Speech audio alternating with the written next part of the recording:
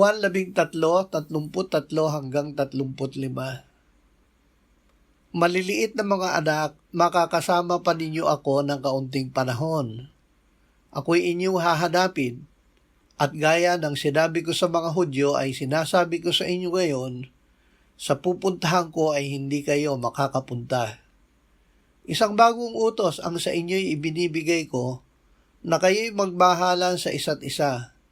Kung paanong minahal ko kayo, magmahalan din kayo sa isa't isa. Sa pamamagitan nito ay makikilala ng lahat ng mga tao na kayo ay aking mga alagad kung kayo'y may pag-ibig sa isa't isa. Paano mag-iibigan?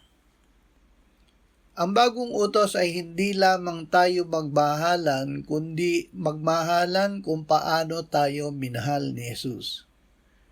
Ito ay pag-ibig na aktibo, mapagpakumbaba, at handang magsakripisyo para sa ikabubuti ng iba. Ang pag-ibig na ito ang tanda ng tunay na alagad ni Jesus. Hindi ito salita lamang, kundi aktibong paggawa ng mabuti sa isa't isa. Gaya ng pag-ibig ng Diyos na lumapit sa atin noong tayo ay kaaway pa, ang pag-ibig na iniutos ni Jesus ay may hangarin na mapagpala ang iba kahit na sila ay mahirap ibigin.